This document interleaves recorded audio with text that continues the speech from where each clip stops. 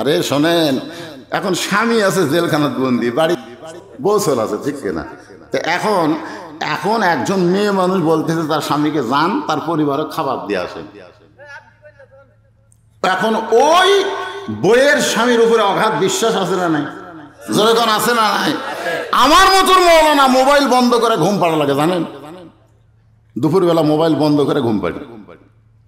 একদিন মোবাইল খোলার আগে ঘুম পাড়ছি, মোবাইল কে যেন কল করছে, আর বউ দৌড়ে গিয়ে ধরছে, দৌড়ে গিয়ে ধরে দেখে মেয়ে মানুষ। তো বউ তো খেপে গেছে। আমার স্বামী হলো একটা হুজুর, তুমি মেয়ে মানুষ আমার স্বামীরে কল করছো কেন? মেয়েটা বলতেছে আমি ভালোবাসি তো তাই। আমি তো আর জানি না, ঘুম থেকে উঠে দেখি বউ ট্যাপা মাছের মতন মুখ। আমি বললাম কে গো, তোমার দাঁতে কি অসুখ করছে? বউ বলে ওয়াশ করেন না লুচ্চামি করেন? আমি বলি রাস্তার ধারত বাড়ি আসতে কও, এত জোরে বলছে মেয়ে মানুষ কল করে। আমি দেখি কে কল করছে, ওই নম্বরে কল করে প্রথম শব্দে বললাম মা, মা তুমি নাকি কল করছিলে? হুজুর একজন মেয়ে মানুষ ধরছিল, খুব ভালো না। আমি একটু লাউড স্পিকার দিছি, মা করে এই মেয়ে আমার বউ সম্পর্কে আজে বাজে কথা বলো, তুমি নাকি বলছো আমাকে ভালোবাসো। বলে না হুজুর আল্লাহর শপথ আমি তা বলিনি, আমি বলেছি আমি হুজুরের ওয়াজ ভালোবাসি। আমি বউরে কইলাম কি কইছে, আমারে ভালোবাসে না ওয়াজ ভালোবাসে? কই একটা বাসে তো। সেদিন থেকে বুঝলাম আমার মতন হুজুরকেও পর্যন্ত আমার বউ সন্দেহ করে, যেরকম কথা ঠিক কিনা? আর ওমর ফারুক এমন একজন নেতা, তার বউ খাবার টোপলা করে দিয়ে বলতেছে যান যাকে বন্দি করেছেন তার পরিবারের কাছে খাবার দিয়ে আস। গভীর রাত্রে হযরত ওমর খাবার টোপলা নিয়ে বেদুইন সাহাবীর পরিবারের দিকে রওনা দেয়। কিছু দূর যাওয়ার সাথে সাথে একটা করুণ কণ্ঠ শুনতে পাই, ছোট্ট একটা বাচ্চা কে যেন কাঁদতেছে, ও বাবা এত রাত হয়ে গেল তুমি কেন বাড়িতে আসো না বাবা? তুমি কি জানো না তোমাকে ছাড়া আমি খাইও না, তোমাকে ছাড়া আমি ঘুমাইও না। বাবা গো তুমি কোথায় গেলে?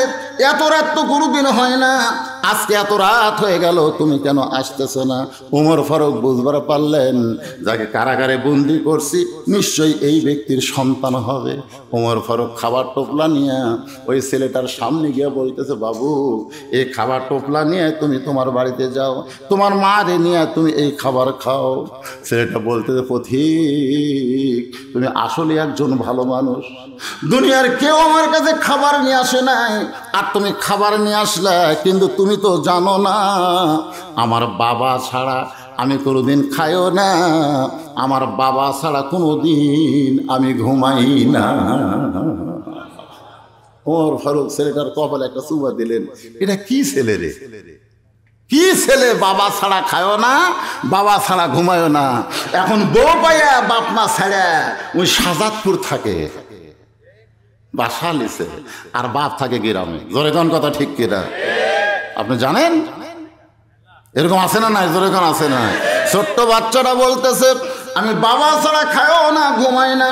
উমর ফারুক বলতেছেন আমি তোমার বাবা হইয়া এই টোপলা থেকে রুটি হালুয়া বের করে তোমাকে একটু খাওয়াবার চাই। ভাইজান একটু মনোযোগ দিয়ে শোনেন, উমর ফারুক যেই মাত্র কইছে আমি তোমার বাবা হইয়া এই টোপলা থেকে বের করে তোমাকে খাওয়াবার চাই, সঙ্গে সঙ্গে ছেলেটা বলে পথিক তুমি কি আল্লাহর কোরআন পড়ো না? ওই ছোট্ট বাচ্চা হযরত ওমরকে বলতেছে তুমি কি আল্লাহর কোরআন পড়ো না? আল্লাহ কোরআনে বলেছেন ওয়া কাযা রাব্বুকা আল্লা তা'বুদু ইল্লা ইয়াহু ওয়া বিল ওয়ালিদাইনি ইহসানা। জোরে কান সুবহানাল্লাহ। তুমি কি আল্লাহর কোরআন পড়ো না? আল্লাহ কোরআনে বলেছে আল্লাহর পরেই হলো বাপ মা। হ্যাঁ তুমি আমার বাপ হবার চাও, আমার বাপ একটাই। আজকাল বাংলাদেশে কিছু ভেজাল বাড়াছে, এর বাপের হিসাব নাই, আছে না নাই? আমার দয়াল বাবার দরবারেতে কেউ ফেরে না খালি হাতে, সারি বাবা, কেল্লা বাবা, উমুক বাবা, তুমুক বাবা, ন্যাংটা বাবা, ন্যাংটা বাবা, এই বাবার কোনো হিসাব নাই। অথচ এই ছোট্ট ছেলে বলতে পথিক তুমি কি আল্লাহর কোরআন পড়ো না? আল্লাহ কোরআনে বাবার কথাই বলেছে বাপ মাকে হেসান কর, দয়া কর, ভক্তি কর। সঙ্গে সঙ্গে উমর ফারুক ওই ছোট বাচ্চাকে কান্দে নিছে। সুবহানাল্লাহ। যে ছেলে বসে বসে কাঁদতেছে, ওরে কান্দে নিছে অর্ধ পৃথিবীর খলিফা, যাকে জেলখানায় বন্দি করছে। ওই জেলের দরজা এনে বলতেছে, ওই যে তোমার বাপ, ওই যে তোমার বাপ, তোমার বাবার সঙ্গে এখন খাও। এই কথা বলে ওমর ফারুক সরে গেছে। ছেলে জেলের দরজা গিয়ে বলতেছে, বাবা বাবা তুমি কি জানো না তোমাকে ছাড়া আমি খাই না? এত রাত হয়ে গেল, একজন পথিক আমার সামনে খাবার লে গেল, আর তুমি এটি বন্দি হয়ে আসো। তোমাকে কে বন্ধ করছে? খালি নাম ডাকো, খালি নাম ডাকো, আমি তাকে সাইজ করবার চাই।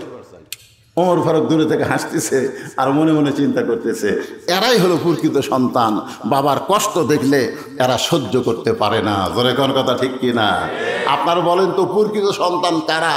বাবার কষ্ট দেখলে সহ্য করে পারবে?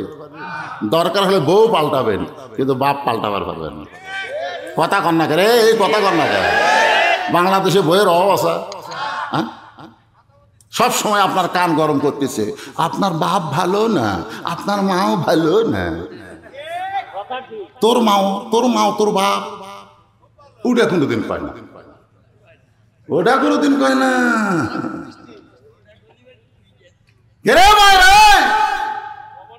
পর্দার অন্তরালে যারা বসে আছেন শোনেন, একটু মনোযোগ দিয়ে শোনেন।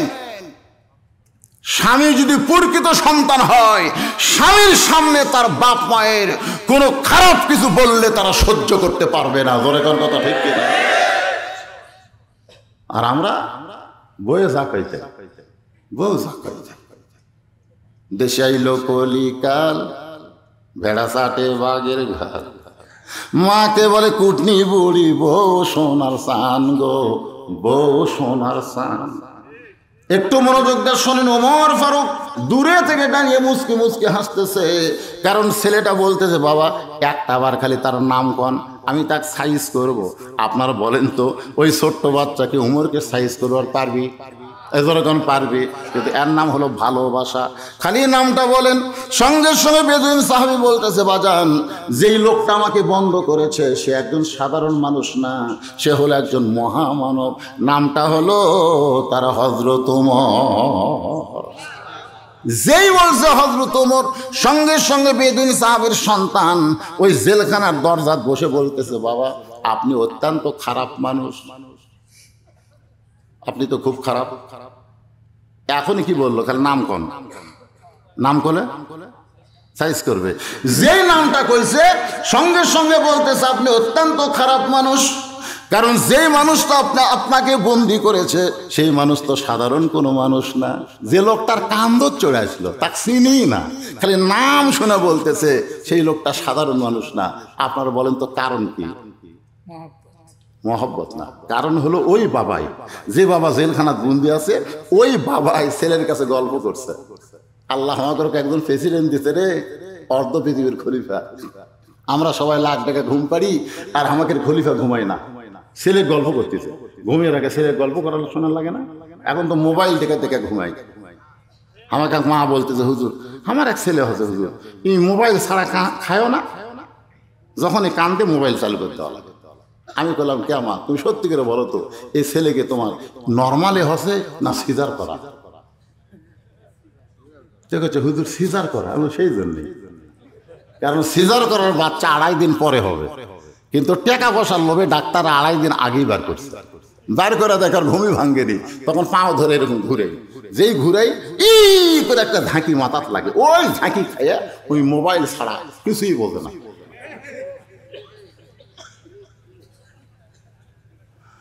একটু মনোযোগ দিয়ে শোনেন। ওমর ফারুক সম্পর্কে বেদুইন সাহাবী তার সন্তানের কাছে গল্প করেছে, আল্লাহ আমাদেরকে একটা খলিফা দিয়েছে, গভীর রাত্রে সবাই যখন ঘুমায় ওই মহান ব্যক্তি তখন ঘুমায় না, মানুষের দুঃখ কষ্ট নিজের চোখে দেখে ঘুরে বেড়ায়। একদিন গভীর রাতের গল্প শোনো বাবা, আমাদের খলিফা হযরত ওমর মরুভূমির মধ্যে একটা তাঁবু, ওই তাঁবুর মধ্যে কি যেন পাক হচ্ছে, আর ছোট্ট ছোট্ট বাচ্চা ক্ষুধার জ্বালায় মা মা বলে কাঁদতেছে। ওমর ফারুক চিন্তায় পড়ে গেলেন, এই গভীর রাত্রে যদি দুম্বার গোস্ত হয় 8 ঘন্টা লাগবে, উটের গোস্ত হলো বড় জোর 1 ঘন্টা লাগবে, কিন্তু এত রাত গভীর হয়ে গেল এখন পর্যন্ত শাক পাই না, লোকমা দেওয়া ছাড়া তো উপায় নাই। ওমর ফারুক তাবুর নিকটে গিয়ে বললেন, মা তোমার দুইটা সন্তান ক্ষুধার জ্বালায় কান্দে, আর তোমার গোস্ত সিদ্ধ হয় না, এমন কি সিদ্ধ করা লাগবে? যা হয়েছে সেটাই খাবার দাও। মেয়েটা বলে, পথিক তুমি যে রাস্তা দিয়ে আইছো ওই রাস্তা দিয়ে চলে যাও, আমাদের দুঃখ তুমি বুঝবা না। ওমর ফারুক বলে, মা কি দুঃখ তোমাদের? বলে, আমাদের বাড়ি হলো ইয়ামিন দেশে, আমরা শুনতে পাইলাম মদিনার খলিফা হযরত ওমর অত্যন্ত ভালো মানুষ, আমরা ইয়ামিন থেকে আমার দুইটা এতিম বাচ্চাকে নিয়ে মদিনায় আইছি। বিকালবেলা ওমর ফারুকের দরবারে গিয়ে দেখি এত মানুষের ভিড়, আমি ওমরের কাছে আমার বাচ্চা নিয়ে যাইতে পারলাম না। আজকে রাত্রেবেলা অপেক্ষা করে সকালবেলা হযরত ওমরের দরবারে যাব, এই জন্য তাবু টাঙ্গায়া আমার দুইটা সন্তানকে নিয়ে ঘুমাবার চাই, কিন্তু এদের পেটে এত ক্ষুধা লাগছে গো, এরা ক্ষুধার জ্বালায় ঘুমাতে পারে না। ওদের সান্ত্বনা দেওয়ার জন্যে আমি পাতিলে পাথর আর পানি দিয়া গোস্ত বলে আমি জাল দিচ্ছি, আমার পাথর সিদ্ধ হবে না, এরাও ঘুম আসে না, এদের ক্ষুধা এত বেশি লাগছে, আমার মনে হয় সকাল পর্যন্ত আমার দুইটা সন্তান আর বাঁচবে না। সঙ্গে সঙ্গে ওমর ফারুক বলে, মা একটু ধৈর্য ধরো, মা একটু ধৈর্য ধরো। এক দৌড়ে বাইতুল মালের দরজায় আসলামকে ডাক দেয়, বলে, আসলাম রে একটা বড় খাবার বস্তা আমার মাথায় উঠে দে। আসলাম বলে, আমি হলাম চাকর, আপনি হলেন অর্ধ পৃথিবীর খলিফা, আটার বস্তা কোথায় নিয়ে যাওয়া লাগবে আমারে বলেন। ওমর ফারুক বলে, আসলাম রে একজনের পাপের বোঝা আর একজন কেউ কামড়ে নেবে না, দে আমার মাথায় উঠাইয়া দে। আসলাম যখন বস্তা উঠায় দেয়, ওমর ফারুক বস্তা নিয়ে যখন দৌড়ায়, পিছন দিক থেকে আসলাম কান্দের, বলে, এত জোরে দৌড়াইলে পড়ে যাবেন, পড়ে যে আপনার কষ্ট হবে। ওমর বলে, আসলাম রে সময় মতো যদি যাইতে না পারি তাহলে জাহান্নামের আগুনে আমাকে পড়তে হবে। হযরত ওমর এক দৌড়ে গিয়া, মা রুটি তৈরি করো, হালুয়া তৈরি করো, রুটি তৈরি করো, হালুয়া তৈরি করো। রুটি হালুয়া তৈরি করে যখন ওমরের হাতে দেয়, ওমর ফারুক দুই এতিম বাচ্চাকে দুই উরাতের ওপরে বসায়া হালুয়া রুটি ছিঁড়ে যখন মুখে দেয়, দুই বাচ্চা শুধু অপলক নয়নে তাকায়া থাকে। ওমর ফারুক বলে, আল্লাহ এই অধমকে জাহান্নামের আগুন থেকে তুমি বাঁচায় দাও, আল্লাহ আল্লাহ তুমি আমাকে জাহান্নামের আগুন থেকে বাঁচাও। তাবুর ভিতর থেকে মা বলতেছে, কে গো তুমি? যখন দুনিয়ার কেউ খোঁজ নেয় নাই, আর তখন তুমি রুটি হালুয়া খাওয়ানোর পরে জাহান্নামের আগুন থেকে তুমি কেন বাঁচতে চাও? আল্লাহ উমরকে খলিফা না বানাইয়া তোমারে যদি মদিনার খলিফা বানাইতো, মদিনা আল্লাহর জান্নাত হয়ে যেত। বেদুইন সাহাবী সন্তান বলতেছে, সেই মহান ব্যক্তি আপনাকে কারাগারে বন্দি করছে, আপনি অত্যন্ত খারাপ, আপনি অত্যন্ত খারাপ, এমন কিছু অপরাধ করছেন যে অপরাধ করার কারণে ওই মহান ব্যক্তি আপনাকে কারাগারে বন্দি করছে। বাবা ওই মহান ব্যক্তি কোথায় থাকে খালি আপনি রাস্তাটা বলে দেন তো, আমি তার কাছে যাব, দরকার হলে আমার তার পাও ধরা হলো আমার বাবাকে আমি জেলখানা থেকে বের করবো ইনশাআল্লাহ। বেদিন সাহাবী বলতেছে, পাগল, এমন মানুষ আমাকে কারাগারে বন্দি করছে, ওনার পাও ধরলেও কাম হবে না, কারণ ওনার এক নাম হলো ফারুক। ওনার নাম কি? ফারুক, ন্যায় অন্যায় পার্থক্যকারী, ওর পাও ধরে কোনো কাম হবে না। তুই যদি তোর বাবাকে জেলখানা থেকে বের করবার চাস তাহলে শিক্ষামন্ত্রীর কাছে যা। তো ছোট্ট বাচ্চা বলতেছে, আব্বু শিক্ষামন্ত্রী কে? বলে, শিক্ষামন্ত্রীর নাম হলো হযরত আলী। আমি যখন ওয়াজ করছি তিনটা, তখন ওই জায়গায় হযরত আলী ছিল না। যদি হযরত আলী থাকতো তাহলে আমাকে জেলখানায় ঢোকা লাগতো না, কারণ আমার এই ওয়াজ বোঝার ক্ষমতা একজন মানুষের আছে, তার নাম হলো আলী, কিন্তু সে ওই মাহফিলে ছিল না, যার কারণে সবাই মিলে আমাকে বন্দি করছে। আমাকে যদি জেলখানা থেকে বের করবার চাও তাহলে শিক্ষামন্ত্রী হযরত আলীর কাছে যাও। কি মন্ত্রী? আপনারা বলেন তো, যাকে তাকে শিক্ষামন্ত্রী করলে খাওয়া হবে? শিক্ষামন্ত্রী বোঝেন আপনারা? হ্যাঁ, এখান থেকে যে ভাই বললো যে আপনি ওয়াজ করেন না, আছে না কাছে ভাই? শিক্ষামন্ত্রী সম্পর্কে রাসূল বলেছেন, খায়রুকুম মান তাআল্লামাল কুরআনা ওয়া আল্লামা। ওই ব্যক্তি হলো পৃথিবীর সবচাইতে সম্মানী দামি, যে আল্লাহর কোরআন শিখেছে এবং অপরকে কোরআনের শিক্ষা দেয়। আজকে 90% মুসলমানের দেশের শিক্ষামন্ত্রী উচিত হবে প্রাইমারিগুলো বন্ধ করে দিয়ে হাফিজি মাদ্রাসাগুলোকে চালু করে দেওয়া। কারণ প্রাইমারিতে তো মানুষ তৈরি হচ্ছে না, ক্লাস 2 এর ছাত্র যন্ত্র ব্যাঁকা করে খাড়া হয়ে পেশাব করতেছে। আমি কইলাম, কেরে পাগলা, কোন ক্লাসে পড়িস? ক্লাস 2 পড়ি। তো বসে পেশাব কর, তোর স্যার তোরে শিখাইনি কেমনে পেশাব করা লাগবে। ও হাসে আর কি যে চাষা কম, প্রাইমারি পেশাবখানা যায় দেখি আমার স্যারই খাড়া হয় পেশাব করে।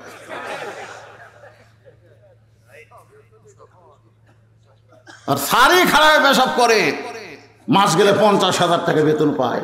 আর মাদ্রাসা দিয়ে দেখেন শিক্ষামন্ত্রী, মাদ্রাসায় গিয়ে দেখেন 7 বছরের বাচ্চা মাঘ মাসে ফিস, মাঘ মাসে কি ফিস, ফিস বোঝেন না? না না, অজু গেছে ফিস, অজু গেছে, অজু গেছে, ক্লাসে পড়তে পড়তে ফিস করে বাতাস বার হয়ে গেছে। এখন কি করবি? আচ্ছা আপনার বলেন তো, কোনো পুলিশ আছে, কোনো চৌকিদার আছে? তার কাছে কি আছে? আল্লাহ। 7 বছরের বাচ্চা আসতেছে, এখানে কোথায় যাবি? অজু কর্ম হুজুর। কি জন্যে? এই অবস্থা। আমি বললাম, পাগলা, অজু গেলেও কোরআন পড়া যায়, যা। না হুজুর, পড়বো না, অজু কর্ম। আমি বললাম, আমির হামজা কসে রে, অজু ছাড়াও কোরআন ধরা যায়। না হুজুর, আমি আমির হামজা মানি না, অজু কর্ম। তা আমি বললাম, কেন তুই হামাক মানিস না? আপনাকে মানি, যা অজু ছাড়া কোরআন পড়, যত পাপ হবি আমার হবি, যা। এমন দাবার দিয়েছি, ওই গেছে। আমি চিন্তা করলাম, ওই কি যাই কোরআন শরীফ ধরবি নাকি? এটা দেখা লাগবে না আমাকে। তখন সিয়ার স্যার এসে জানলার কাছে ফাঁকটা দেখি ওই দরজার ফাঁকে লুকাস। আমি খালি দেখতেছি আমি সিয়ারও তাছি কি নাই, যেই দেখে সিয়ার খালি আবার বাড়াচ্ছে।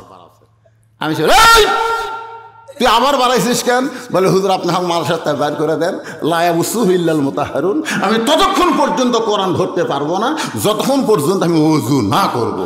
জোরে কোন সুবহানাল্লাহ। কি ভয়, কি ভয়! এই জন্য প্রথম শব্দে হয়েছে ইকরা, পড়ো বিসমি রাব্বিকাল্লাযী খালাক। যে আল্লাহ তোমাকে সৃষ্টি করেছে সে আল্লাহর নামে পড়ো। আর রহমান আল্লামাল কোরআন, খলাকাল ইনসান আল্লামাহুল বায়ান। জোরে কোন কথা ঠিক না?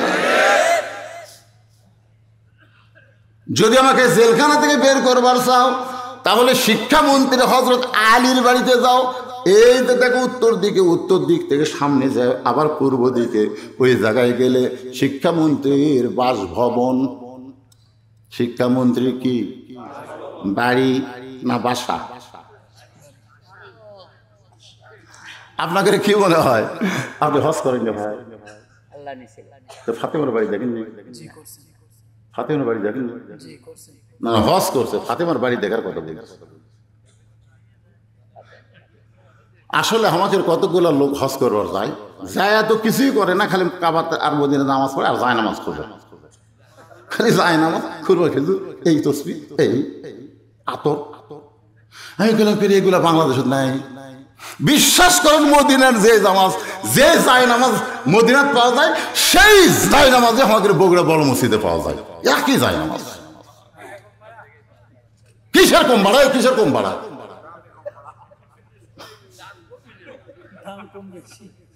অথচ এইগুলো কিনবার দেয় সময় নষ্ট করে, মা ফাতেমার বাড়ি দেখে না, হযরত আলীর মসজিদ দেখে না, মসজিদে গানামা দেখে না, তাইফের ময়দানে হালিমাতুস সাদিয়ার বাড়ি দেখে না। আপনি জানেন যেই রকম বাড়ি ছিল রাসূলের সময়, হালিমাতুস সাদিয়া কোলে নিয়ে লালন পালন করছে, কিয়ামত পর্যন্ত ওই বাড়ি ওই রকমই থাকবে। জোরে কোন সুবহানাল্লাহ। এটা আল্লাহর কুদরত। এখন শিক্ষামন্ত্রী বাড়ি হবি না বাসা হবি? আমার ভাই কয় বাড়ি হবি। আমাকে এমপির বাড়ি নাই, বাসা। উপজেলা চেয়ারম্যানের বাড়ি নাই, বাসা। অথচ আব্দুল আলিম বলছে, এপারে তোর বসত বাড়ি, ওই পারে তোর বাসা। কেন গুনাহ হবে? গান গালে গুনাহ হবে? তাহলে আমার সঙ্গে গুনগুন করে বলো, এপারে তোর বসত বাড়ি, ওই পারে তোর বাসা, ভবদরিয়া আমার বাসার নাম হলো আল্লাহর জান্নাত। এখন শিক্ষামন্ত্রীর বাসভবনে, কে রে এই মাঝখানে দূরে কে ঘরে রে, এই দূরে কে রে, এটা কি সিজার করা নাকি রে? আসলে এই বাচ্চাদেরকে এই রাতে, শোনেন, এই ছোট ছোট বাচ্চাদেরকে এই রাতে বাইরে যাওয়া যাবে না, ঠান্ডা লাগবে, ঠান্ডা লাগবে। আমাদের বগুড়াতে এরকম ছোট ছোট বাচ্চারাও গ্যাং তৈরি করছে, জানেন, নাম দিয়েছে কিশোর গ্যাং। কি যে সামনে আসতেছে ভাই, আমরা যে কি দেখবো। সেদিন এক ছেলে, ছোট ছেলে আমার চোখে টার্গেট লাইট মারছে, ওই কোনার থেকে সরাসরি আমার চোখ মারছে। টার্গেট লাইট বোঝেন না, টার্গেট লাইট মারা দিচ্ছে। আমি যখন ওয়াজ শুরু করি তখনই চোখ মারে। আমি বললাম কে রে, ওটা কে ডিস্টার্বি করতেছে? একজন চুপ চুপ করে যাক ধরে আনিছে, ধরে নিয়ে এসে বললাম, কে রে তুই কি নর্মালি হয়েছিস না সিজার করা? এই জান, এই ছোট ছোট বাচ্চাদেরকে আপনারা এখনই সাইজ করে। এই জন্য রাসূল বলছে 7 বছর থেকে নামাজের তালিম দাও, 10 বছর থেকে জোর করে ধরাও। কারণ এক নামাজই পারে ইন্না সালাতা তানহানিল ফাহশাই ওয়াল মুনকার, একমাত্র নামাজই পারে মানুষকে যাবতীয় খারাপি থেকে বাঁচাই দিতে। জোরে কোন কথা ঠিক না? এইরকম বয়স থেকে নামাজ শিখান লাগবে। আর 10 বছর থেকে পড়বার না তালিকা ঘাট ধরে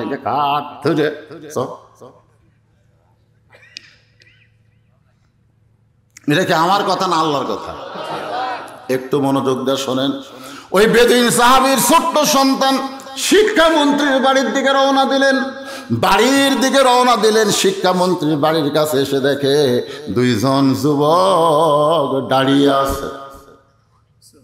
শিক্ষামন্ত্রীর বাড়ির দরজায় 2 জন যুবক দাঁড়িয়ে আছে, চৌকিদার নয়, পুলিশ নয়, 2 জন যুবক। এই 2 জন যুবক সাধারণ কোনো যুবক নয়। আসরের নামাজের প্রথম সেজদায় 3 বার সুবহান রব্বিয়াল আলা, কিন্তু দ্বিতীয় সেজদায় রাসূল 100 বার বলতেছে হযরত ওমর, তাও সেজদা তোলে না। প্রথমবার কয়বার? কিন্তু দ্বিতীয় সেজদা গেছে 100 বার সুবহানাল্লাহ আলা, সুবহানাল্লাহ আলা কয় না, রাসূল সেজদা তোলে না। ওমর ফারুকের চিন্তা হলো একটু মাথা তুলে দেখি তো। কিন্তু একটু দায়িত্ব বিহাজাল ইমাম বলতেছে মাথা তোলা যাবে না, ইমাম যতক্ষণ থাকবে থাকাই লাগবে। নামাজ শেষ হলে ওমর ফারুক বলেন, ইয়া রাসূলুল্লাহ, বেয়াদবি নেবেন না, আপনি প্রথম সেজদায় 3 বার সুবহান রব্বিল আলা বলতে সেজদা তুলছেন, আর দ্বিতীয় সেজদায় 100 বার সুবহান রব্বিল আলা বলি তাও যে সেজদা তোলেন না, এত লম্বা সেজদা দেওয়ার কারণ কি? আল্লাহ রাসূল বললেন, 2 পবিত্র নাম বলে নাই, 2টা পবিত্র। আমি যখন দ্বিতীয় সেজদাত গেছি আমার পিঠের উপর চলে বসেছে, এমন ভাবে বসেছে আমি সেজদা তুলবার চাই, এখন ওদেরকে পিঠ থেকে নামান লাগবে, আমি এখন হাত দিয়ে যেই পিঠ থেকে নামাবার চাই। নামাজের মালিক আল্লাহ ডাকর, হাবিব আমার ভয়ে আপনি হাসান হোসেনকে পিঠ থেকে নামাবেন না, ওরা 2 ভাই যতক্ষণ বসে থাকবে আমি আল্লাহ পছন্দ করি, আপনি ততক্ষণ সেজদায় থাকবেন। ওই 2 জন এখন যুবক হয়ে গেছে, সুবহানাল্লাহ বলে। বেদুইন সাহাবীর সন্তান ওই 2 জন যুবকের দিকে তাকায় সালাম দে, বলে, ভাইজান শিক্ষামন্ত্রী হযরত আলী কি বাসায় আছে? শিক্ষামন্ত্রী হযরত আলী কি তার বাড়িতে আছে? এমন সময় হযরত আলী দরজা খুলে বের হয়ে গেলে, বাবু তুমি ছোট মানুষ, তোমার শিক্ষামন্ত্রীর কি দরকার? তুমি একটা ছোট্ট মানুষ, তোমার শিক্ষামন্ত্রীর কি দরকার? এবার ছোট্ট বাচ্চা বলতেছে, আপনার দরকার হলো আমার বাবাকে হযরত ওমর জেলখানায় বন্দি করছে, আমার বাবাকে হযরত ওমর জেলখানায় বন্দি করছে। আলী বলতেছে, ওমরের মতন মানুষ যদি জেলখানায় বন্দি করে, সেখানে আমার মতন আলীর কোনো খাওয়া নাই। জোরে কোন কি নাই? কারণ ওমর কি, যে রাস্তা দেখলে শয়তান কয়দিন যায় না। জোরে কোন? সেই ওমর যে কামটা করে অন্যায় করে না ন্যায় করে? তাহলে উমর যখন জেলখানায় বন্দি করছে, আমি শিক্ষামন্ত্রী সেখানে গিয়ে কি করব? বেদুইন সাহেব বলতেছে, আমার বাবা 3টা ওয়াজ করেছে, এই 3টা ওয়াজ করার সময় আপনি তখন সেখানে ছিলেন না, আর আপনি না থাকার কারণে আমার বাবাকে জেলখানায় বন্দি করেছে। হযরত আলীর মধ্যে খটকা লাগলো, কে ওর বাপ 3 ওয়াজ করছে, আমি তখন সেখানে ছিলাম না, আর আমি না থাকার কারণে জেলখানাত বন্দি করছে। দেখি চলো যাই। ওই ছোট্ট বাচ্চার সঙ্গে হযরত আলী বেদুইন সাহাবীর কাছে, কি ওয়াজ করেছো ভাই? যে ওয়াজ করার অপরাধে তুমি এখন জেলখানা। আমির হামজা, কি ওয়াজ করেছো বাবা? যে ওয়াজ করার কারণে তুমি কোথায়? মামুনুল হক, কি কথা বলেছো যার কারণে তুমি জেলখানায়? কি ওয়াজ করছো? যে ওয়াজ করার কারণে উমরের মতন মহামানব তোমাকে জেলখানাত বন্দি করছে? বেদুইন সাহাবী মুসকে হাসিতে বললেন, বেশি ওয়াজ করিনি, মাত্র 3টা। ধরে কোন কয়টা? 3টা। খারাপ ওয়াজ বেশি করা লাগে? একটা ওয়াজে কেউ যদি কয় আল্লাহ মানি না, আল্লাহ মানি না, ওর আর কোন ওয়াজ লাগবে? কথা কর না কে ভাই? আচ্ছা, মুখ দিয়ে বলতেছে না, মুখ দিয়ে বলতেছে না আল্লাহ মানি না, এটা মুখ দিয়ে বলতেছে না, কিন্তু আজান দেওয়ার পরে মসজিদও যায় না মরদ মানুষ। আপনার বলেন তো এর রেজাল্ট কি? হ্যাঁ, বুখারী শরীফের হাদিস বলবো, মান তারাকা সালাতো মুতাম্মিদান ফাকাত কাফারা। ইচ্ছা করে একটা ওয়াক্ত নামাজ যারা পড়লো না, এরা আল্লাহর সাথে কুফরি করলো। নাউজুবিল্লাহ কয় না পারে। এই কারা কারা মাগরিব এশার নামাজ পড়োনি? তোমরা তো নিজেরাই বুঝতেছে আমরা নামাজ না পড়ে বা শুনতেছি। কারা কারা পড়োনি? কারা কারা পড়োনি? নিজের বিবেকের আদালতে একবার প্রশ্ন করে দেখো। ফজরের আগে যদি তোমাদের মৃত্যু হয়, দুনিয়ার সমস্ত মাওলানা তোমাদের জন্য জানাজায় দোয়া পড়লো, তোমরা জান্নাতে যাওয়ার পারবা না। আর যদি মাগরিব এশার নামাজ পড়ে ঘুমায় যাও, ফজরের আগে যদি মারা যাও, একটা মানুষও তোমাদের জানাজা না পড়লেও আল্লাহ তোমাদেরকে নামাজের কারণে জান্নাত দিয়ে দিবে। আপনি জানেন কবরে যাওয়ার পরে প্রথম প্রশ্ন কি হবে? মান রব্বুকা, মান রব্বুকা, তোমার রবকে। যারা আমরা নামাজি, আমরা ঘুম আসবো। আল্লাহ রাসূল বলেছে, এক ঘুমে ইসরাফিল সিংহায় ফুৎকার দিবে, ওই তখন চেতন পায়া খালি ওযুর পানি খুঁজবি। কিসের পানি? ওযুর পানি খুঁজবি। তো কেরামান কাতিবিন বলবি, কি ভাই কি খোঁজেন? ওযুর পানি খুঁজতিস রে। এটা কোন নামাজের আযান দিল? নামাজের আযান দেয়নি তো, সিংহায় ফুৎকার দিছে। কেবল এক কাত ঘুম হলো রে, আমার আর এক কাত হয়নি। এরই মধ্যে 50,000 বছর চলে গেছে। সোনাল্লাহ কন না গে মুনকির নাকির এসে বলতেছে, মান রব্বুকা, তোমার রবকে। ও কিন্তু ঘুমায় আছে, নামাজ খাড়া হচ্ছে। কে খাড়া হচ্ছে? নামাজ দাঁড়ায় বলতেছে, কে রে মুনকির নাকির, এই কাক রব সম্পর্কে প্রশ্ন করিস?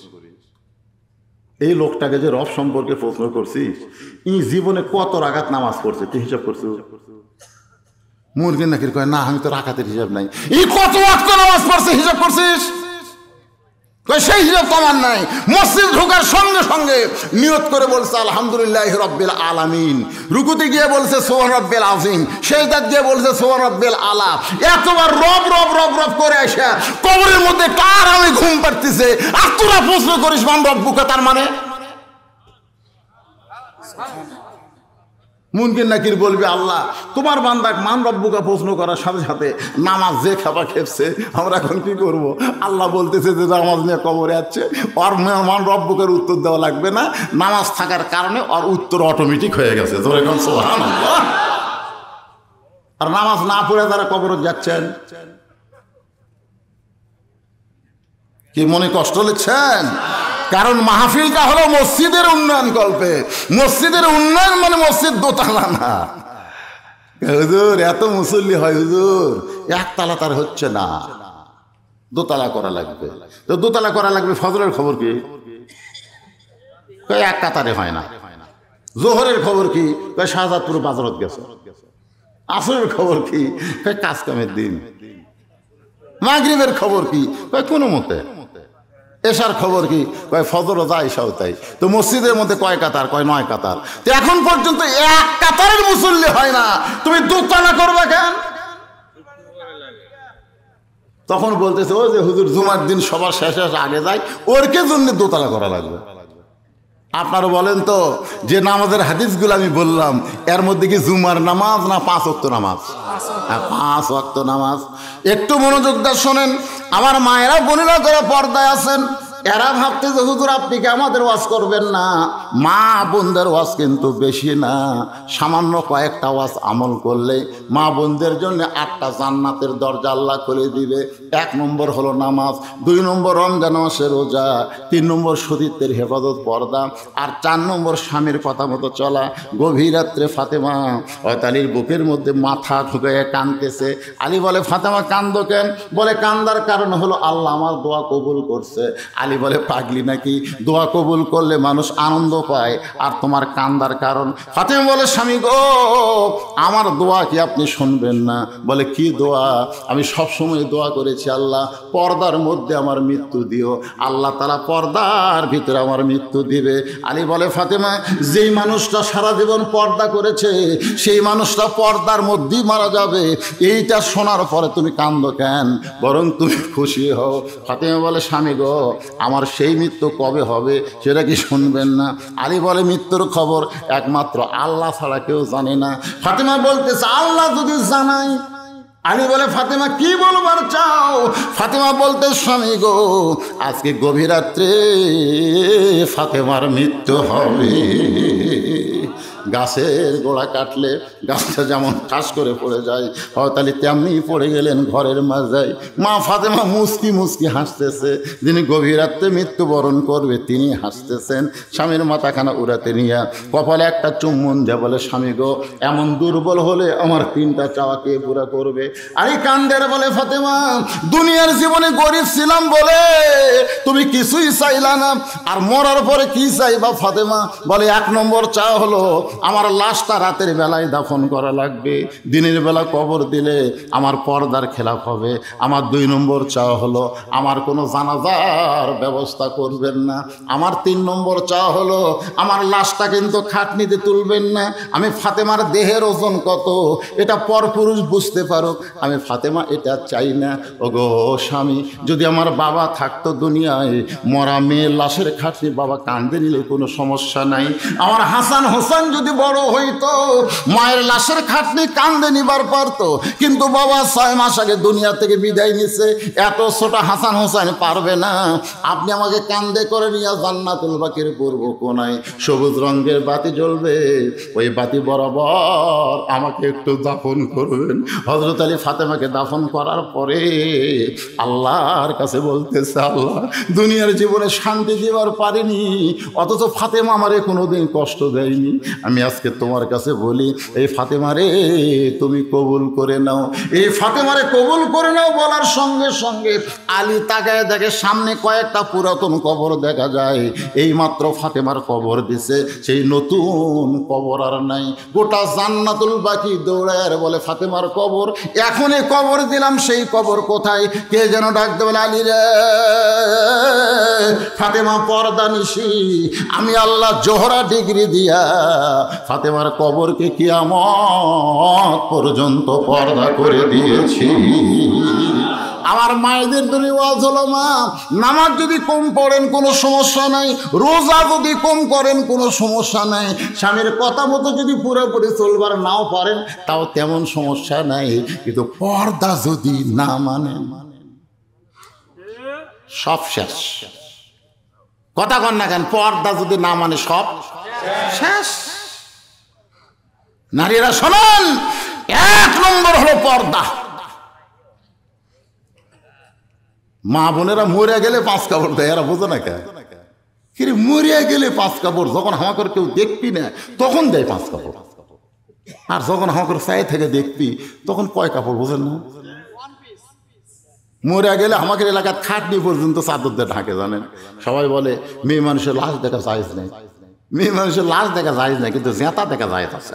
শালা পাগলারা, লাশ দেখা যদি জায়েজ না থাকে জেতা দেখাও। আমার মায়েদের বলতেছি, মা মারে কি ওয়াজ করবো আপনাদের, মা পর্দার ভিতরে থাকবেন, আল্লাহ পাক রহমত বরকত দান করবে, সাইয়্যিদাতুন নিসা আহলিল জান্নাহ ফাতেমার সঙ্গে আল্লাহ আপনাকে জান্নাত দিয়ে দিবে। এখন হযরত আলী মনে আছে না, ভুলে গেছেন? হযরত আলী বলতেছে, কি ওয়াজ করছো? আমি ছিলাম না, বুঝে শুনে ওয়াজ করা লাগে না? আগে চারিদিকে দেখবে যে বোঝার মতো লোক আছে কিনা। যেরকম আমি ওয়াজ কেবল শুরু করতে এক ভাই বলতেছেন না, হুজুর ওয়াজ করেন। সবাই কি সমান? কি ওয়াজ করছে? যে ওয়াজ করার কারণে উমর ফারুক তোমাকে বন্দি করলো, সমস্ত সাহাবীও একমত, কেউ তো বাধা দেয়নি। না না না, সবাই যে খাপা খেপছিল, আমাকে জেলত না তুললে মেরে শেষ করলো। কি ওয়াজ করছো? বলে 1 নম্বর ওয়াজ হলো ইন্নী উহিব্বুল ফিতনাহ, আমি ফিতনাকে মহব্বত করি। আলী মুস্কি মুস্কি হাসতেছে। আচ্ছা আচ্ছা, 2 নম্বর কি করছো? ইকরাহুল হক, আমি হককে পছন্দ করি না। আলী মুস্কি মুস্কি হাসতেছে। এরপরে কি করছো? আশহাদু মালা মারা, আল্লাহু আকবার, আল্লাহু আকবার, আল্লাহু আকবার। আলী 3 বার আল্লাহু আকবার বলে বললেন, এর চাইতে সুন্দর ওয়াজ তো দুনিয়াতে একটাও নাই। সুবহানাল্লাহ। তুমি যে 3টা ওয়াজ করছো, এর চাইতে সুন্দর ওয়াজ এই পৃথিবীতে আর একটাও নাই। সে ওয়াজ করেই বন্দী হয়ে গেছে। আজকে হবার মায়ের কিচ্ছা কন, এ কন সে কন, চোখের পাইলে কান্নান, ওই জীবনেও বন্ধ হবি না। জোরে কোন কথা, ঠিক কথা কন না কেন, ওই বন্ধ হবে, কিন্তু জাগা মতো। হযরত আলী যেই মাত্র আল্লাহু আকবার 3 বার বলে বলতেছে, রে বেদুইন সাহাবী, আমি তোমার উকিল হব, উমরের কারাগার থেকে তোমাকে বের করব ইনশাআল্লাহ। সঙ্গে সঙ্গে ছোট বাচ্চা দৌড়ে গিয়ে হয়তো হাতে একটা চুমা দিয়ে বলতেছে, এই মহান ব্যক্তি যদি আমার বাপের সাথে থাকে, উমরের বাপেরও ক্ষমতা নাই, জেলখানা বন্দি করবে। কারণ এই ব্যক্তি শুধু এলিমের দিক দিয়ে 1 নম্বর না, শক্তির দিক দিয়েও 1 নম্বর। হযরত আলী কয় দিকে 1 নম্বর? খালি 2 দিকে, খালি 3 দিকে। আল্লাহ রাসূল নিজে বলেছে, এই সাহাবীরা, তোমাদের মাঝখানে এমন এক মহান ব্যক্তি বসে আছে যে 2 দিক দিয়ে আমার চাইতে বড়। কয় দিক দিয়ে?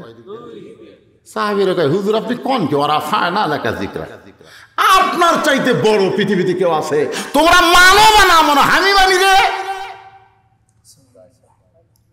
তো বলতেছে, হুজুর সেই ব্যক্তি কে? সেই মহান ব্যক্তি কে হুজুর, যা আপনার চাইতে 2 দিক দিয়ে বড়? আল্লাহ রাসূল বললেন, আলী একটু দাঁড়াও। হযরত আলী দাঁড়াইছে, চোখ দেখাল দর দর করে পড়তেছে। হুজুর আপনি সাহাবীদের সামনে এটা কি বলতেছেন?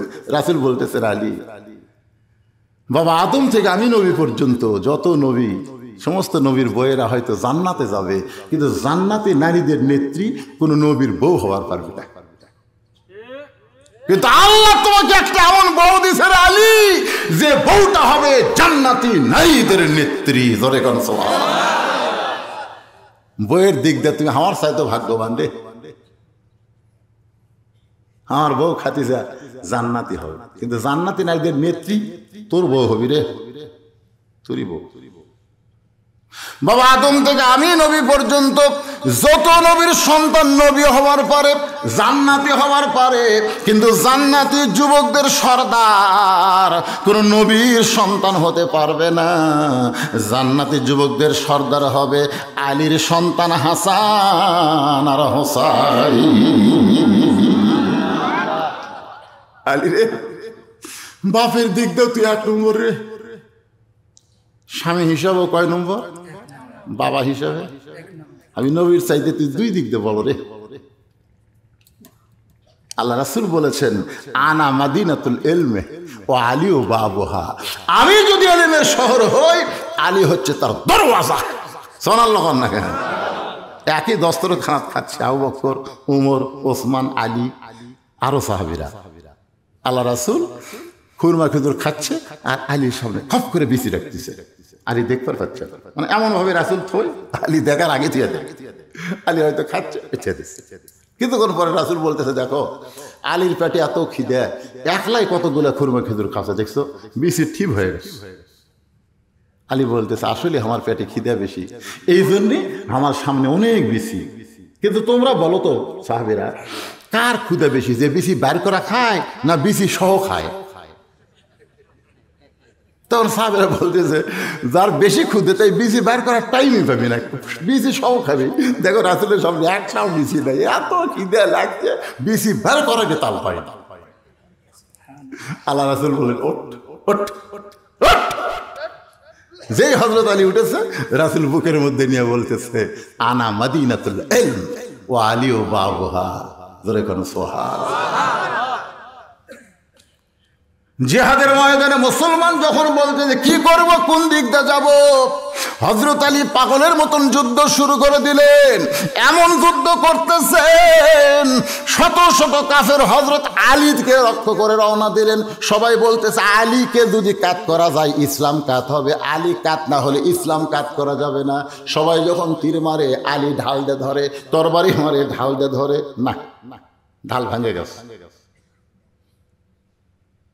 কাফেরের কাছে ঢাল ভাঙিয়েছে, এখন আলী কয় এখন মনে এক দৌড়ে কামুজ দুর্গের দরজা মাথা খেলে, যে দরজা কয়েকশো মন ওজন, জোরে কর না সুবহানাল্লাহ। এ খুলতে কয়েকজন, লাগাতে কয়েকজন লাগে।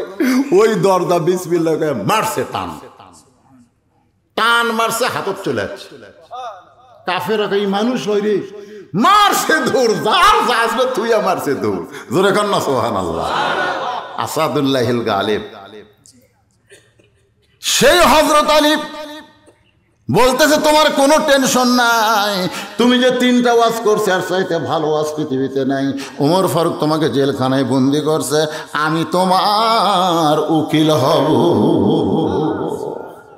ছোট বাচ্চার হাত ধরে হযরত আলী ওমরের দরবারে, বাজান এই কিছু সময় একটু মনোযোগ দিয়ে শোনা লাগবে। হযরত আলী ওমরের দরবারে, ওমর ফারুক চোখের পানি বের করে বলতেছেন, আপনি কেন আমার কাছে আইছেন? আমারে ডাকলি আমি আপনার কাছে যাইতাম। কারণ হযরত ওমর আলীকে ওস্তাদের মতন সম্মান করতেন। কার মতন সম্মান করতেন? ওস্তাদের মতন সম্মান করতেন। আপনি কেন আইছেন? আমারে ডাকলি তো আমি যাইতাম।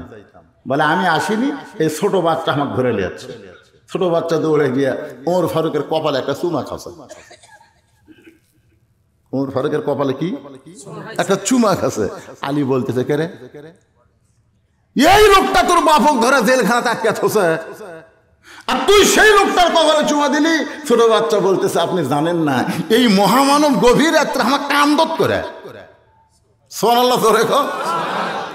এই লোকটা আমার কান্দত করে আমার বাবার জেলখানার দরজা পর্যন্ত নিয়ে আইছে। আলী বলতেছে, আমিরুল মুমিনিন বেদুইন সাহাবীকে ছেড়ে দেন। ওমর ফারুক বলতেছে, আপনি জানেন না, এমন 3টা খারাপ ওয়াজ করছে, এমন 3টা খারাপ ওয়াজ করছে, সাহাবীরা সবাই খেপে গেছিল। আমি তাকে নিরাপত্তা দেওয়ার জন্য জেলখানা বন্দি করছি। আলী বলতেছেন, কি 3টা খারাপ ওয়াজ? ওমর ফারুক বলে, আলী রে, 3টা খারাপ ওয়াজের মধ্যে 1 নম্বর ওয়াজ হলো ইন্নী উহিব্বুল ফিতনা, আমি ফিতনাকে মহব্বত করি। তুমি বলো আলী, দুনিয়ার কোনো মুসলমান কি ফিতনাকে মহব্বত করতে পারে? আলী বলতেছে, ইন্নামা আমওয়ালুকুম ওয়া আওলাদুকুম ফিতনা। সুবহানাল্লাহ। আল্লাহ কোরআনে বলেছে, নিশ্চয় তোমাদের সম্পদ আর তোমাদের সন্তান তোমাদের ফিতনা। আপনারা বলেন তো, এই সম্পদ আর সন্তানকে আমরা মহব্বত কম করি না বেশি করি? একে ভাই অন্তর থেকে কম। মসজিদের কৌটা, মসজিদের দান বাক্স নাই, মসজিদের দান বাক্স মুখের আগে আছে, মুখের আগে দান বাক্স আছে। ওই এখন চিন্তা করতেছে, দান বাক্স মুখের আগে আসলো, কি করি? পকেটে দিকে খেয়াল করে দেখে 500 টাকার একটা লোট আছে, 200 টাকার একটা লোট আছে, 100 টাকার একটা লোট আছে, কিন্তু 10 টাকার লোট নাই। তখন এত জোরে ঠেলা মারছে, 3 জন পার হয়ে গেছে। ওরা 3 জন বলতেছে, যাক রে, তোর হাতত বল আছে রে, আর দুই কান্দের দুই ফেরেশতা বলতেছে আল্লাহ এই শয়তানের কান্দ। আল্লাহ বলতেছে কি দূরে থাকবে না, বলে এর পকেট ভরা টাকা, টাকা ছুঁয়ে তোমার দান বাক্স দ্বারা ঠেলা মারে। আর যাই হোক ই ফাওয়াইলুল মুসাল্লিন, ই মুসল্লি নয়, ই শয়তানের বড় ভাই। কারণ এই যে পকেটের টাকার উপর আপনার মহব্বত, আপনি আল্লাহর ঘরকে পর্যন্ত ভুলে গেছেন। তোর এখন কথা ঠিক কিনা? এমন সন্তানের উপর মহব্বত, আপনি বুড়ো মানুষ ফজরের নামাজ পড়েন আর আপনার ছেলে ল্যাপের মধ্যে ঘুম পাড়ে, আপনি ছেলের ডাক দেন না। অথচ আল্লাহ কোরআনে বলেছেন কো আনফুসাকুম ওয়া আহলিকুম নারা, জাহান্নামের আগুন থেকে যদি বাঁচতে চাও তাহলে তুমি একলা বাঁচলে হবে না, তোমার আহালদের নিয়ে বাঁচা লাগবে। আপনারা বলেন তো সম্পদ আর সন্তানের উপরে মহব্বত আছে না নাই? আলী বলতেছেন এই কারণেই লোকটা বলেছে আমি ফিতনাকে মহব্বত করি। ওমর ফারুক বলে আলী রে আমি বুঝতে পারি নাই লোকটা সব চাইতে দামি ওয়াজ করেছে। কিন্তু লোকটা যে কইল একরাহুল হক, আমি হককে পছন্দ করি না। এখন বলে আলী কোন মুসলমান হক পছন্দ করবে না, ওয়াতাওয়া সাবিল হক। আলী বলতেছে খালি কোরআনে ওয়াতাওয়া সাবিল হক আছে আর নাই? ওমর ফারুক বলে কি আছে? বলে জাত সাকারাতুল মাউতু হক, জাত সাকারাতুল মাউতু হক। প্রত্যেকটা মানুষের জীবনে মৃত্যু হক, এরপরও মৃত্যুরে কেউ পছন্দ করে না। ধরে কোন কথা ঠিক কিনা? আপনার বলেন তো যারা ওটা ভাষা করতেছে, ওটা ভাষা করতেছে, এর কি কাছে মৃত্যু আছে না নাই? আর আমরা যারা বসে আছি আমাদের কাছে এটা কি আসলেই আছে না ভুয়া? এখানে বলা হচ্ছে একরাহুল হক, আমি হককে পছন্দ করি না। স্বামীর হচ্ছে ক্যান্সার, 3 মাস পরে স্বামী মরবি, বউ সান্ত্বনা দিয়ে বলতেছে আল্লাহ আমার স্বামীর মৃত্যু আমাকে দাও, আর আমার হায়াত আল্লাহ আমার স্বামীক দাও। স্বামী বলতেছে এমন কথা কোস না রে, এমন কথা বলিস না রে। বউ বলতেছে না আমি বেঁচে থাকে কি করবো, আপনি বেঁচে থাকেন, আল্লাহ আমার হায়াত স্বামীক দাও আল্লাহ, আর স্বামীর মৃত্যু আমাকে দাও। স্বামী চোখের পানি বার করে বলতেছে তোর মতন বউ যেন বাংলার ঘরে ঘরে হয়। সোন আল্লাহ। রাত্রে স্বামী স্ত্রী ঘুমাইছে, ওই বাড়িতে একটা আড়িয়া গরু আসছিল। জোরে কোন কি গরু? আড়িয়া গরু, ষাঁড় গরু। ওই কিছু খাওয়ার জন্য দড়ি ছিল বের হচ্ছে, কিন্তু বের হয়ে থাকে খাওয়া নাই। বারান্দার তাকায় থাকে সিলভরে একটা পাতিল, পাতিলের তলা হলো চিটিয়া লালি। ওই ষাঁড় গরু খাবার চায় কিন্তু লালি হাতত পায় না। জোর করে যখন মুখ ঢুকেছে এই শিং কান্দের মধ্যে আটকে গেছে, জিবে দিয়ে লালি চাটে শেষ, কিন্তু আর মাথার থেকে পাল্লা খসে না। মাথার কিন্তু পাল্লার মাথা থেকে খসে না। ওই গোয়াল ঘর বাদ দিয়ে স্বামী স্ত্রী যে ঘরে ঘুমায় আছে ওই ঘরের মধ্যে হো হো হো করে আইডিয়া ঢুকছে। বউ চিল্লে বলতেছে বাবা আজরাইল, বাবা আজরাইল আমার দিকে না আসে, ওই যে ক্যান্সার রুগী বাবা, ওই দিকে ফেলতা। স্বামী চেতন ভাই বলতেছে এই কি হয়েছে? বলে আজরাইল আইসে তো আমি তোমারে দেখাই দিলাম।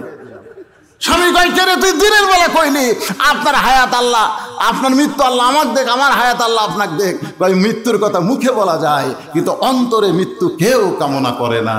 ধরে কোন কথা ঠিক কি না? এখানে যারা আমরা বসে আছি আমাদের সকলের সামনে মৃত্যু আছে না নাই? কারা কারা মৃত্যুরে বিশ্বাস করেন? 2 হাত তুলে আমার আল্লাহকে দেখান। লিল্লাহি তাকবীর। আপনামান। আচ্ছা আপনারা বলেন তো কখন হবে? এই যুবকেরা তুমি যেভাবে R15 চালাচ্ছে তোমার তো আজরাইল ধরতে একটু দেরি হবে নাকি? হ্যাঁ, আজকে আমাদের যুবকদের ফ্রি ফায়ার এদের ভারত অস্ট্রেলিয়ার কাছে হেরিছে বুঝছে।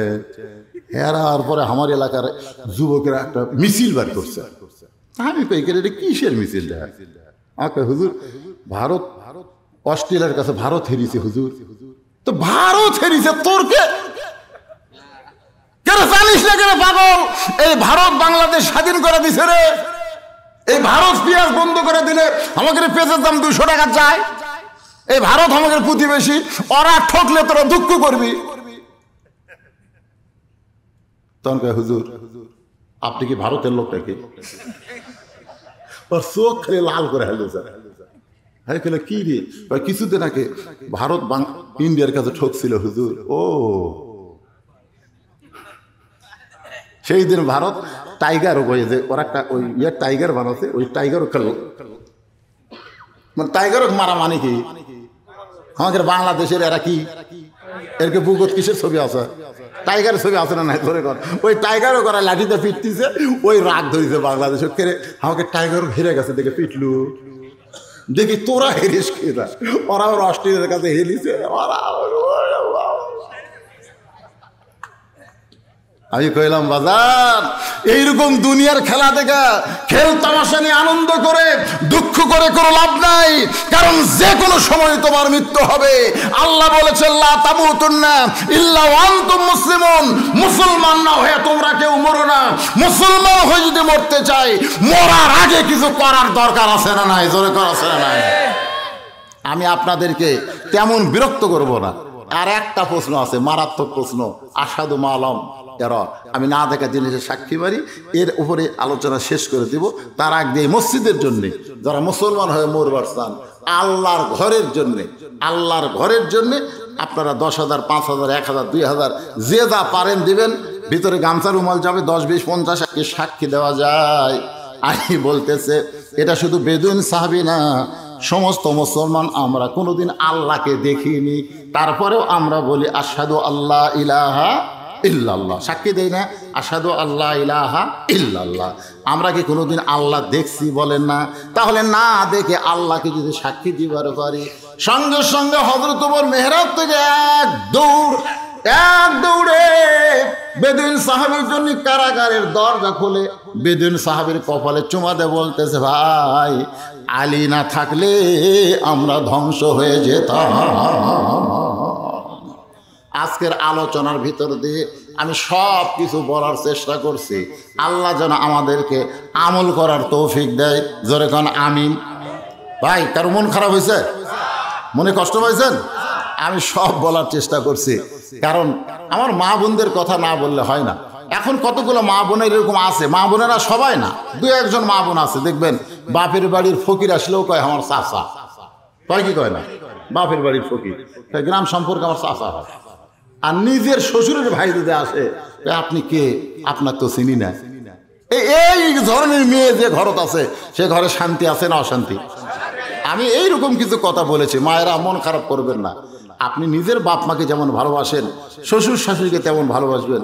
আমি শ্বশুর শাশুড়িকেও বলবো, নিজের মেয়েকে যেমন আপনি ভালোবাসেন, ছেলের বউকেও তেমন ভালোবাসেন। জোরে কোন কথা ঠিক কিনা? অনেকে আবার ছেলের বউকে চাকরানি মনে করে। চাকরানি না, ছেলের বউ অন্য একজন বাড়ির মেয়ে। আপনার মেয়ে যেমন পরের বাড়িতে গেলে বেটার বউ হয়, তেমন অন্যের মেয়ে আপনার বাড়িতে এসে বেটার বউ হয়েছে, আপনি বউ মা বলে তাকে সম্মান দেবেন, বউ মা বলে তাকে ভালোবাসবেন। মা বোনেরা, আপনাদের পেটের ভিতর থেকে সন্তান আসবে মা, এই জন্য পেটটাকে ঢেকে রাখবেন, ঢেকে রাখবেন, পেটটা ঢেকে রাখবেন।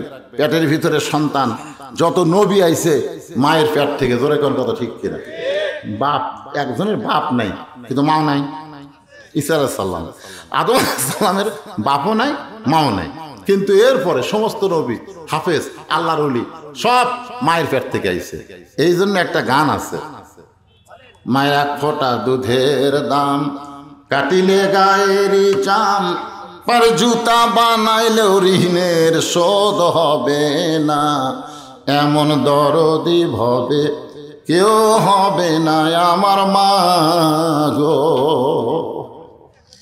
স্বামীর পায়ের তলে জান্নাত, এটা কিন্তু ভুয়া কথা। এই স্বামীর পায়ের তলে জান্নাত, এটা কিন্তু ভুয়া। মায়ের পায়ের তলে জান্নাত, এটা হলো ঠিক।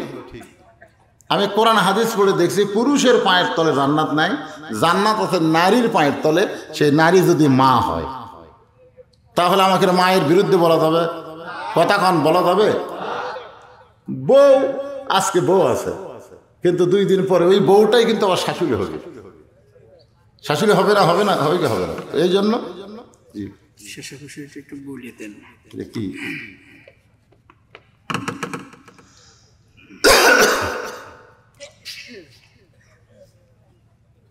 মৌজা 6 জেল 44 এর খতিয়ান, এস খতিয়ান 613, আর এস দাগ নম্বর 1883, মোট জমির পরিমাণ 75%। উক্ত জমি ওয়ারিশ সূত্রে মৃত সারা খাতুন, পিতা মৃত তসলিম উদ্দিন, স্বামী মৃত আব্দুল গফুর মিয়া, গ্রাম আমাইকোলা, 2 একর 2.325 শতাংশ ভূমির মালিক। উক্ত মৃত সারা খাতুনের সমস্ত অরিশগণের পক্ষ থেকে সমস্ত অরিশগণের সম্মতিতে ঘোষণা দিচ্ছি যে উক্ত 2.325 ভূমি নতুন চয়না জামে মসজিদে দান করা হইল। আচ্ছা আচ্ছা, এই 2.325 কতটুকু আপনার প্রায় 2.5%, সোয়া 2-এর একটু বেশি। এই জায়গার মধ্যে মসজিদ হবে? ওটা মসজিদের সাথে। ও আচ্ছা, মসজিদের সাথে। আমরা তার জন্য দোয়া করি, সে তো মারাই গেছে নাকি কোন? আল্লাহর ঘর বানাই দিলে আল্লাহ তাকে জান্নাতে ঘর দেয়, আল্লাহর ঘরে জায়গা দেওয়ার জন্য আল্লাহ যেন তাকে একটা জান্নাতে। ডক্টর মিজানুর রহমানকে ঘোষণাদাতা হচ্ছে doctor Mohammad Mizanur Rahman, MBBS MPH medicine. উনি কি আসেন? আচ্ছা ঠিক আছে, আলহামদুলিল্লাহ।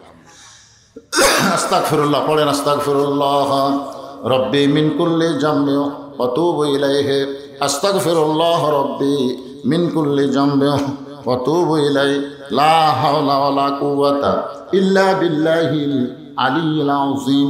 মোনাজাতের পরে আমার নিজের লেখা একটা বই আছে, সুন্নাতের বাগান, অত্যন্ত গুরুত্বপূর্ণ বই। আমার মাদ্রাসার এতিমদের সৌজন্যে লেখা, মাদ্রাসার এতিমদের, মাদ্রাসার যে এতিমগুলো আছে তাদের সৌজন্যে লেখা। এর একটা পয়সা আমরা খাই না, এই সম্পূর্ণ এতিমদের পিছনে ব্যয় করা হয়। এখানে বইটার দাম কোনো ব্যাপার না, 50টা টাকা আপনারা দিবেন, আমার মাদ্রাসায় দানও করা হবে, বিনিময়ে একটা বই পাবেন। বইটার নাম হলো সুন্নতের বাগান, অত্যন্ত গুরুত্বপূর্ণ বই, সামান্য কয়েকটা পেজে আছে, আপনারা মোনাজাতের পরে নেবেন ইনশাআল্লাহ। মোনাজাত করে দেবেন। আল্লাহুম্মা আমিন। আল্লাহুম্মা আনতাস সালাম ওয়া মিনকাস সালাম, তাবারাকতা ইয়া যাল জালালি ওয়াল ইকরাম। আয় আল্লাহ, নতুন চয়না জামে মসজিদের উন্নয়ন কল্পে আজকের এই জান্নাতের বাগানে তোমার পাগল বান্দা বান্দিরা আরামের বাড়ি আর ঘুমকে বাদ দিয়া কোরআন হাদিসের মহব্বত কলিজার মধ্যে নিয়া এই জান্নাতের বাগানে বসে বসে কোরআন হাদিস আলোচনা শোনার শেষে আমি গুনাহগারের সঙ্গে রহমতের দরজায় ফকির হয়ে দোকানা হাত তুলেছি। মেহেরবানি করে আজকের মাহফিল আমাদের সকলের হেদায়েতের জন্যে, নাজাতের জন্যে, জান্নাতের জন্যে কবুল করে নাও। এই মাহফিলের শুরু থেকে শেষ পর্যন্ত যত আলোচনা হয়েছে আল্লাহ, এর মধ্যে যদি ত্রুটি হয়, ভুল হয়, মাফ করে দাও। এর জাহাদিয়া মঞ্জুর করো। সোনার মদিনায় নবী পাক রওজা মুবারকে আল্লাহ কবুল করে নাও। তামাম আম্বিয়া কিরাম, আসহাবে কিরাম, উম্মাহাতুল মুমিনিন, শহীদ শহীদান, জান্নাতুল বাকি, জান্নাতুল মাসহ, নতুন চয়রার গোরস্থান সহ পৃথিবীর যত কবরে মুমিন মুমিনা শুয়ে আছে আল্লাহ, সকলের কবরকে জান্নাতের টুকরা বানিয়ে দাও। আল্লাহ, আমরা যারা হাত তুলেছি আল্লাহ, আমাদের মধ্যে যাদের মা জননী কবরে চলে গেছে, ছোট্ট একটা শব্দ মা, এই নামের মধ্যে কি মধু, যাদের মা নাই তারাই বুঝতেছে। এই দরদের মা যাদের কবরে গেছে আল্লাহ, মেহেরবানি করে মায়ের কবরটাকে জান্নাতের টুকরা বানিয়ে দাও। বাবার বাড়ি ঘর সবই আছে, আমি সহ আমরা যারা বাবা হারে এতিম হয়ে গেছি আল্লাহ, মেহেরবানি করে বাবার কবর জান্নাতের টুকরা বানিয়ে দাও। আমাদের দাদা দাদি, নানা নানি, আত্মীয় স্বজন, শ্বশুর শাশুড়ি যাদের কবরে গেছে আল্লাহ, কবরবাসীদের তুমি মাফ করে দাও। মাবুদ, কষ্ট করে মেহনত করে তোমার মসজিদের খাতিরে যারা জান্নাতের বাগান লাগাইছে আল্লাহ, তাদের সকলকেই তুমি জান্নাতে কবুল করো। নতুন চয়না জামে মসজিদকে কিয়ামত পর্যন্ত কবুল করে নাও। এই মসজিদের জায়গা থেকে শুরু করে টাকা পয়সা দিয়া মসজিদ যারা গড়ায় দিচ্ছে আল্লাহ, তাদের সকলকে জান্নাতে একটা ঘর বরাদ্দ দিও। মাবুদ, আজকে নগদে বাকিতে যারা দান করেছে সকলের দানকে কবুল করো। আমার মা বোনদের দানকে কবুল করো। আবেদা সালিয়া পর্দা নিশি কবুল করে মা ফাতেমার চরিত্র দান করো। আমি অসুস্থ, আল্লাহ আমার মতো অসুস্থ হয়ে যারা হাত তুলেছে আল্লাহ সবাইকে সুস্থতার নিয়ামত দান করো। আল্লাহ মসজিদ কমিটির সভাপতি, সহসভাপতি, সেক্রেটারি, ক্যাশিয়ার, সদস্য, মুসল্লি, মসজিদের ইমাম, খতিব, মসজিদের মুয়াজ্জিন সহ মসজিদে হিতাকাঙ্ক্ষী যারা সকলকেই তুমি জান্নাতি কবুল করো। অনেকে আমার কাছে দোয়া চেয়েছে, যে বাড়িতে আছি কিছু সময়ের জন্যে, প্রথম ওয়াজ শুনেছে এডওয়ার্ড কলেজে, বারবার আল্লাহ সেই কথা মনে করে দিই। দোয়া করি তার জন্য, তার সন্তানের জন্যে, তার বাপ মা দুইজনই দুনিয়া থেকে চলে গেছে, সকলের জন্যে। আল্লাহ আজকের মাহফিলের সম্মানিত সভাপতি হাফেজ সাহেবকে আল্লাহ তুমি কবুল করো, সুদীজনকে কবুল করো।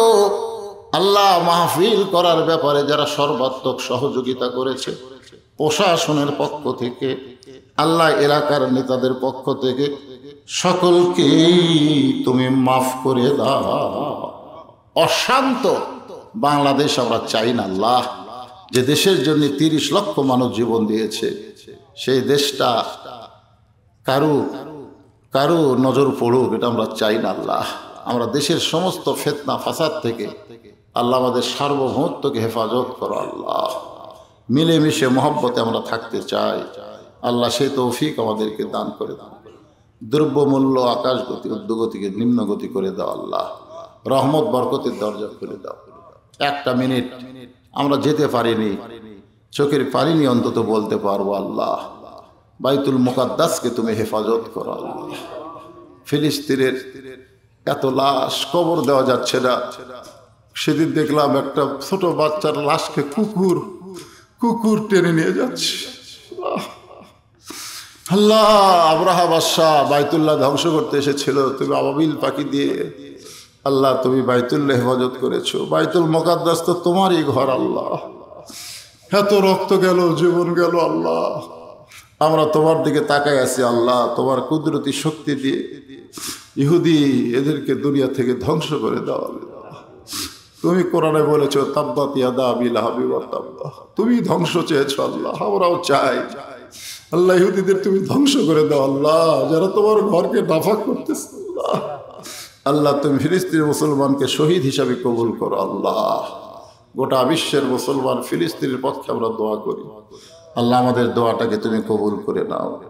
সুবহান রাব্বিকা রাব্বিল ইজ্জাতি আম্মা ইয়াসিফুন ওয়া সালামুন আলাল মুরসালিন আলহামদুলিল্লাহি রাব্বিল আলামিন।